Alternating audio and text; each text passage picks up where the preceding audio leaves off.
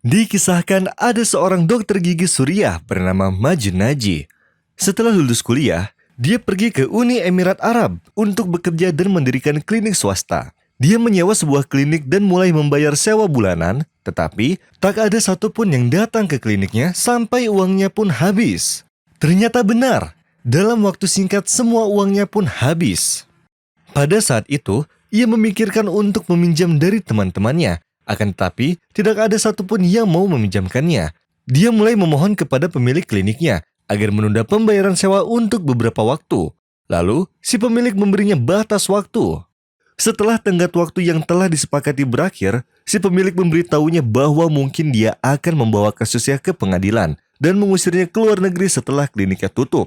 Pada saat itu, Dr. Majid merasa bahwa dunia telah menjadi hitam di matanya.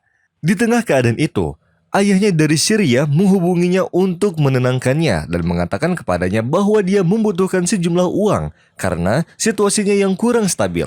Dr. Majid memasukkan tangannya ke dalam sakunya dan mengambil sisa uang terakhirnya. Lalu memberitahu ayahnya bahwa besok dia akan mengirimkan sejumlah uang.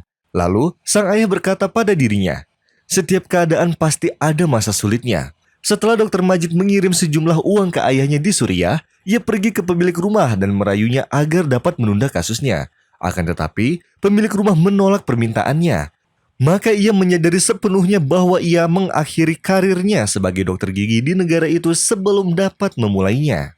Saat perjalanan pulang dari pemilik rumah, suster asisten kliniknya memanggilnya dan mengatakan kepadanya bahwa kliniknya sedang penuh dengan pasien baru dan memintanya untuk hadir secepatnya. Tapi ia mengira bahwa suster kliniknya hanya bercanda padanya. Ketika sang suster bersumpah bahwa ia jujur, ia bergegas menuju ke klinik dan menemukan ternyata apa yang dikatakan asisten kliniknya itu benar. Memang ada seorang laki-laki dan seluruh anggota keluarganya. Maka, ia langsung memeriksa dan merawat mereka. Lalu biaya pemeriksaan dan pengobatan mereka ternyata sama persis dengan biaya sewa klinik sebelumnya, ditambah jumlah uang yang pernah ia berikan ke ayahnya. Subhanallah. Sejak hari itu, kliniknya dipenuhi dengan pasien. Bahkan, Dr. Majid sendiri telah menjadi dokter terbesar di negeri Arab dan juga mempunyai program tetap di saluran televisi Arab, bahkan menjadi dokter pribadi bagi banyak selebriti di negeri Arab. Maka benarlah sabda Rasulullah Shallallahu Alaihi Wasallam, barang siapa yang ingin dilapangkan rezekinya dan dipanjangkan umurnya, maka sambunglah silaturahmi. Muttafaq alaihi.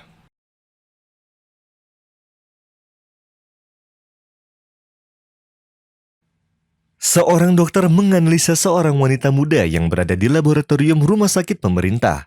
Tiba-tiba, masuklah seorang wanita tua lalu putrinya yang masih muda, serta anak dari putrinya yang menempel di pangkuannya. Lalu ia berkata kepada dokter dengan sangat keras, "Kami ingin melakukan pengecekan gula untuk orang tua ini. Saya berharap kepada Allah agar ia terkena penyakit gula lalu mati, dan kami dapat beristirahat darinya." Kemudian putrinya meneriakkan kata-kata kasar kepada ibunya dan menarik tangannya dengan kuat sehingga hampir membuatnya terjatuh ke lantai. Sang dokter tidak bisa menahan amarahnya, lalu berkata, "Takutlah pada Allah terhadap ibu mertuamu, karena dia adalah ibu dari suamimu yang membimbingmu."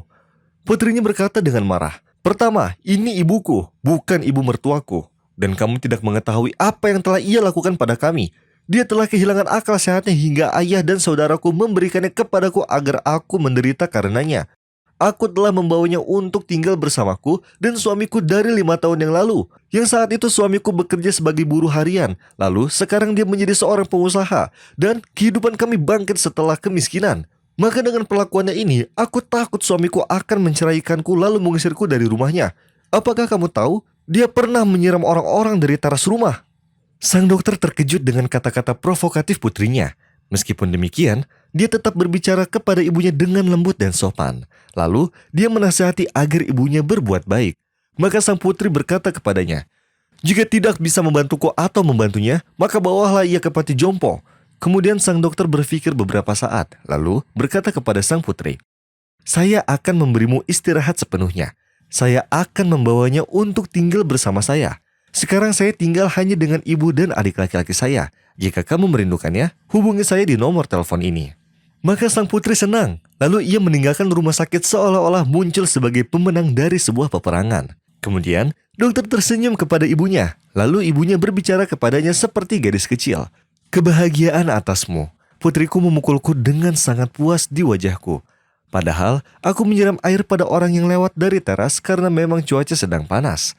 Maka dokter memeluknya dan menangis ketika dia merasa seolah-olah berurusan dengan anak kecil yang tidak bersalah. Dan berkata kepadanya, "Jangan seperti itu ibuku. Setelah 1 jam atau lebih, ibu akan pergi bersamaku ke rumahku. Dan ibu akan sangat senang di sana." Sang dokter sangat senang ketika setelah dianalisis, ternyata ibunya tidak terkena diabetes. Setelah bekerja, ia membawanya ke rumah dan dikenalkan kepada ibunya, yang mana ibunya menerimanya dan merawatnya dengan baik seperti putrinya atau saudara perempuannya sendiri. Hanya dalam 2 minggu, tiba-tiba ibu dokter menelpon sang dokter dan berkata sambil tersenyum, "Hari ini aku tawarkan padamu 2 orang pelamar, yang satu sepupumu dan yang lain adalah tetanggamu, yang mana mereka berdua baru kembali dari luar negeri dan sedang menunggu tanggal untuk mengunjungi kita."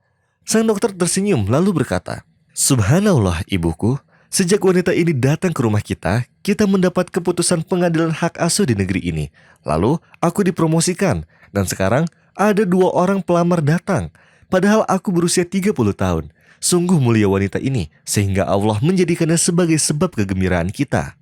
Hanya berselang kurang dari 1 bulan, sang putri yang kejam menghubungi dokter dan meminta untuk menemui ibunya di rumahnya. Ketika dia menemui sang dokter, ia berkata kepadanya sambil menangis, "Di mana ibu saya, wahai dokter? Saya ingin mencium kakinya dan meminta maaf padanya. Karena saat dia meninggalkan rumah, tiba-tiba segala bencana menimpa kami. Perusahaan suami saya bangkrut. Sekarang ia di departemen kepolisian, maka dia harus bertanggung jawab atas konstruksi. Lalu anak saya sekarang berada di rumah sakit karena penyakit yang serius. Dan aku tidak bisa tidur karena mimpi yang menggangguku. Ketika ibu saya bersama kami, Allah memberkati kami anak, harta, ketenangan pikiran karena keberkahannya. Dan sekarang keberkahan itu hilang karena perlakuan kami yang buruk terhadapnya. Saya ingin ibu saya, kumohon dokter." Sementara itu sang ibu keluar dari kamar yang dikhususkan untuknya. Dan sang putri terkejut dengan kebersihan, keanggunan, dan cahaya yang terpancar dari wajahnya. Maka ia langsung memeluk putrinya seraya berkata, "Aku merindukanmu cintaku, dan juga pada rumah kita. Aku akan meminta izin dari putriku yang dokter dan juga ibunya agar aku kembali denganmu." وَقَضَىٰ رَبُّكَ أَلَّا تَعْبُدُوا إِلَّا إِيَّاهُ وَبِالْوَالِدَيْنِ إِحْسَانًا إِمَّا يَبْلُغَنَّ عِندَكَ الْكِبَرَ أَحَدُهُمَا أَوْ كِلَاهُمَا فلا تقل